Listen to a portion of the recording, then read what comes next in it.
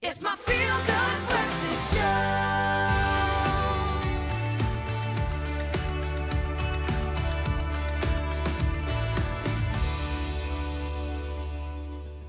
Welcome back. You're live with Expresso. It's been a beautiful show where we are celebrating love and humanity, and October is a perfect opportunity to do that. We are observing Pride Month here in South Africa, and today marks the 33rd National Coming Out Day, baby. Well, Coming Out Day is a celebration that was started in America globally. The LGBTQIA plus community, that list is getting longer.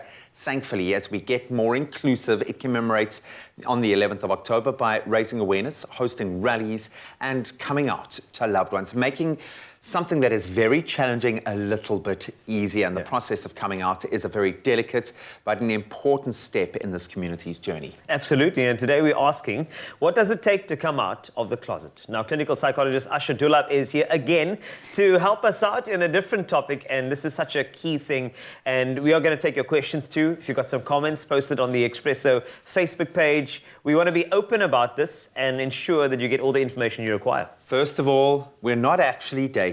I know a lot of people Yeah, talk. there's been a lot of talk about us, I know. There's a lot of talk about you and Zoe. There's talk about you and me. I have There's a few talk about triangles. Ryle and me. I know we don't exist in an open relationship on this show, but we love the openness that exists in terms of our understanding of what a relationship really is right now. It's Pride Month. This is a time to celebrate us. Yes. Yes, it is.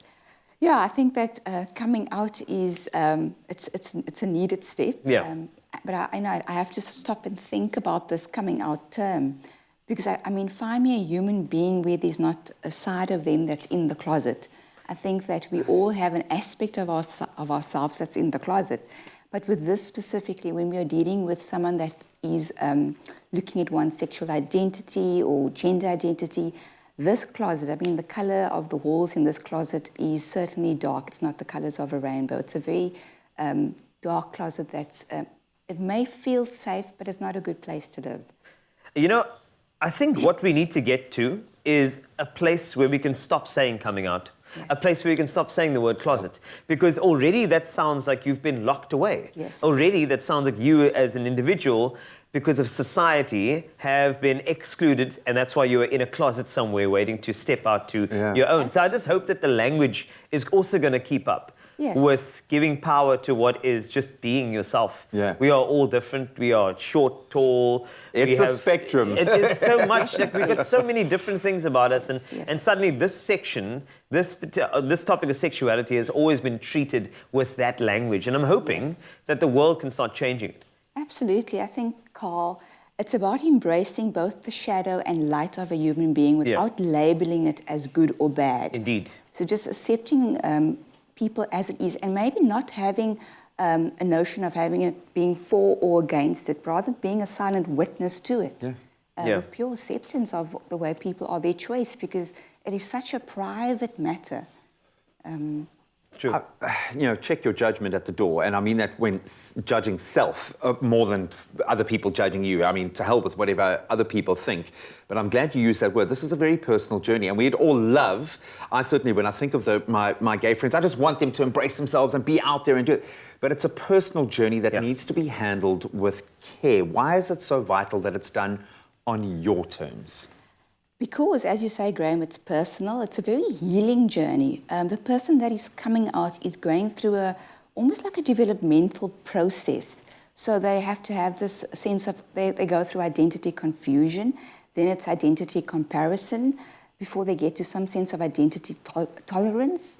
Then the pride comes in, acceptance first, then pride, and then this integration, identity synthesis, where they're integrating now their personal life with the public life. And I think that people are doing it individually, but I think there's a collective energy where collectively it's being done as well, this developmental process of coming out, where people are becoming more accepting of it, also going through those stages. I feel like we've had a quantum leap forward Yeah, over we the have. last 18 months. I feel like we finally now are starting to catch up. Yes, yeah. You know, we have so much more to discuss, and I'm glad we have two parts, because I think that there's another facet of this, and that is every now and then you have to negotiate your identity and find exactly who you are, but also the people that are closest to you, they need to know. They need to know, and you need to express yourself to them as well. And this is kind of where the coming out, and every story that I've heard about somebody coming out, their biggest anxiety was to their families. Yeah. Yeah. The biggest, I mean, friends accept sort of the way they want to, but it was their families. And most of the time, it was the dads and the moms. And I don't want to disappoint my dad, I don't want to disappoint my mom. So I think as we get into part 2 of our conversation, for anybody who's watching us right now, what do you want to say to them just to start the thought in their head to get this process going of expressing themselves in their truest form possible? I think that the coming out journey is definitely a personal one, and one is to just take a moment and reflect rather than react in this journey. Reflection is it's a healing process. I think the whole coming out starts long before it actually comes out. So I see it as a process of reintegration of the human being. Yeah. Because of that split between the shadow of what we put out into the big wide world and what we are hiding. And that it's a reintegration, which is beautiful. So think along those lines. How am I reintegrating myself, bringing myself together? Because we have this fragmented mind. Yes, we do. When we're in the state of anxiety and pressure to please others and get that sense of approval and acceptance, it's all about that. It's the human condition, unfortunately, but we all want authenticity and to be our authentic selves. Asha's not going anywhere. We're continuing to celebrate Pride Month, but also Coming Out Day. It's today. Maybe it's an opportunity for you. It's my feel-good breakfast show.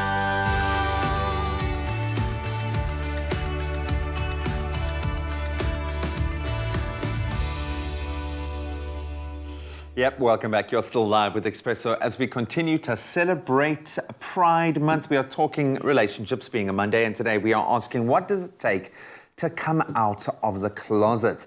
We are back with clinical psychologist and good friend Asha Dullabh to unpack this topic. So please weigh in with any of your questions or comments on our Facebook page. Maybe you have gone through this process recently and have some insights to share, because I think that's what World Coming Out Day is all about. It's about making people feel a little bit more comfortable about taking a very big step. So I'm going to turn the roles around a little bit now. I've actually been in this position many times, and you feel quite privileged when someone opens up to you in that space. What if someone comes out to you and you're the first point of contact as they look to go on this journey? How can we best offer support and help? What should we do if someone comes out? I think the most important thing, Graham, is to listen with complete attention to their story and with complete acceptance. Attention, affection, acceptance, and appreciation for the story that is being shared. We touched on this earlier. I mean, because you see them for who they are, and it's probably for you quite a natural thing. You just want them to be authentic and to be free within their identity, but they might not be at that point yet or comfortable with sharing it with anyone. I have to just then stop talking to people because I will blab it. Yes. I'm that kind of person. I just want to talk about these things. Why is it so important to let them do it on their terms in a way that is best for them? I think it's important because it's their story, and they will know when it's ready, when they are ready to share and where they feel safe to share. So I think someone that's coming out, I mean, firstly, it's so important to feel that they're getting the right support, that they are being heard, and that they feel safe to share. So they must own their story. That being said, you also don't want to stand idly by while someone that you care about is not evolving or living their authentic self or ultimately free. I know we can't understand those pressures unless you've actually been through that, but is it okay for us to help prompt that journey? For instance, is it okay for me to talk to a friend who I know is going through that journey? They've given me enough cues to say, why haven't you come out yet? Can we be that person in their life? What's the best way to offer support to someone who is not clear about where they stand in that journey? I think it depends on the relationship you have with that person. If you feel that you're close enough that you can engage in a vulnerable, courageous conversation with that person, then by all means you can facilitate the conversation. But it needs to feel like a safe relationship to engage in that conversation. So it really depends on the nature of the relationship with the person. Don't drop that bomb in like a wedding speech. Just handle with kid gloves. Any last advice that you would like to leave with people who are contemplating taking that very big step? Graham, I would say firstly, be authentic. It's your real self. Just put out your real self there without any armor. I would say be direct. Don't sort of give anyone that you're sharing your story with any sense of hope that you are in doubt or that can change. If you know who you are, so be direct with it and be unapologetic. Yeah. Don't be sorry for who you are. This is who you are, and embrace the completeness of yourself as a human being. What if you get pushback? How do you then deal with that, especially if it's coming from someone that's close? Because there will be, generationally, there is going to be a lag in terms of understanding and acceptance. It's going to be there, even with the most open-minded parent. That is just the reality that we live in. What do you do then if you don't get the reaction that you are hoping for? It can be devastating. I think at that point, have some understanding for the person that you are sharing. Maybe perhaps they're not yet ready to receive the information, but don't stop trying. Doesn't make you wrong. Exactly. There's no right to wrong. I think persist and try again and continue the conversation about who you are. Just keep in mind that the person may not be ready to receive it without, so don't judge the person that you're sharing the story with. Have some compassion for them, because it's also something that they too need to adjust to.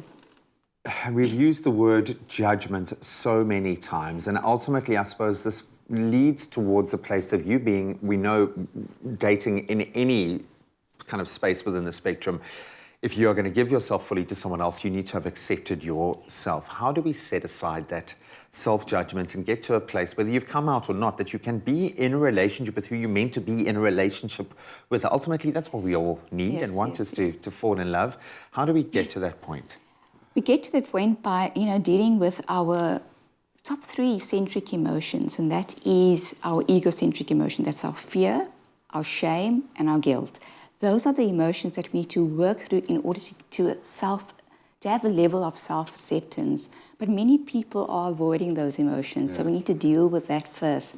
And really putting yourself out there as your honest, true self. Speak your truth. There's nothing more powerful than that. I know a lot of people are talking, but I'd just like to come out right now. I'm straight. Okay, people, you have an opportunity right now, today being World Coming Out Day, to just think about what your authentic self is. There is ultimately going to fall on your shoulders to make that decision, and no one else is going to do it for you, but you do it on your terms in a way that makes you feel comfortable. But the most important learning here, check your judgment at the door.